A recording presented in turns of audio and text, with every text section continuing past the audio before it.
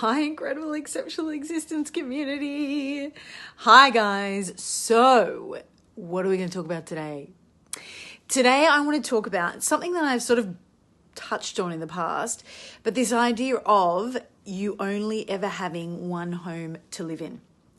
So I was listening to a post by Warren Buffett, and today, I think it was today, and he was talking about the fact that he said, what happens if one day somebody said to you, or even when you first started driving a car, they said to you, you're only ever going, you can choose whatever car you want to drive, but you're only ever going to get one in your lifetime. Okay? You can choose whatever car you want to drive, but you're only ever going to get one in your lifetime. You would look after that car so well. You would look after that car so well. You'd make sure you had it serviced. You'd make sure it was clean. You'd make sure it was well looked after so it lasted you as long as possible in the best state as possible. This is what happens with your body. You only ever have one home to live in. So how are you treating it? This is my question to you guys. And I was thinking about this and I thought, oh my God, it's so interesting because when you're younger, you kind of think, oh my God, I can drink as much as I want. I don't need sleep. I'm invincible. You really almost test and push your body in a big way. But then it's like, as you get a little bit older, you're like, oh, that was a big night out last night. I'm going to pay for it for the next week. Or I haven't slept and I'm really feeling it. And then you start to realize, actually, it's so important to look after your body. But also things like making sure to exercise, right? And keep your body healthy because they call it muscle memory. That your body is going to remember that workout and it's going to benefit you not only now, but for many, many, many years to come. So that idea of muscle memory, which I'm sure many of you are familiar with. So I was thinking about like some things, about like how you fuel your body, right? So how do you eat? Do you make sure you eat the right foods or you just eat the easy foods or even worse, the ones that feel good going in, but then sometime later perhaps don't present your body in a very good way because you're putting on weight in the wrong places and it's just not good for you, or they make you feel great going in, you get a great high, and then after that you feel bad. Okay, so what are you fueling with? What are you fueling your body with? How much sugar you're eating? That is a huge one. I'm going to share with you guys a story about sugar that I just recently experienced this weekend. So stay tuned for that.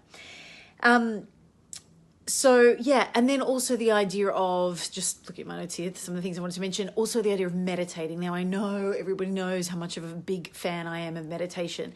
But as I mentioned the other day in my post, it really helps you to stay in that alpha brainwave state where you are calm. And we all know that anxiety can cause great disease and illness and imbalance in the body. So it's all about making sure that you just get to that brainwave state where you can create, you can manifest, and you're calm and you feel good. So that's really, really important. And daily meditation, I promise you guys, if you're not doing it yet, it truly will change your life in so many ways. It makes you calmer. You're able to take on anything that goes on in your life with ease or more ease and grace. It allows for you to think of new ideas, creative ideas, because you have the space to do that. You create the space. When you cut the anxiety out, you create this beautiful space for you to create and generate new ideas. Hi, Franco. Hi. And then last point, which is something I talk about a lot, which is the whole idea of self-love and self-care. What are you doing for you? What are you doing for you? And that's so important.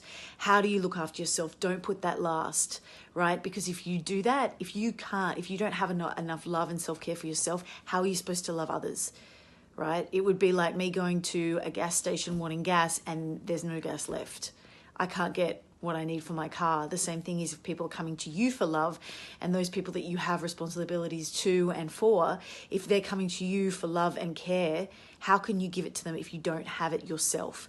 So making sure that you identify what it is that's important to you, what refuels your tank, and making sure that you make time to do that, because it's not you being selfish, it's you being selfless. Because when you can fix yourself, how can you, it was a week ago that I was talking to a carer who's looking after my father, and she was saying, the number one rule for carers is that they must look after themselves, because if they don't look after themselves, they can't look after anyone else.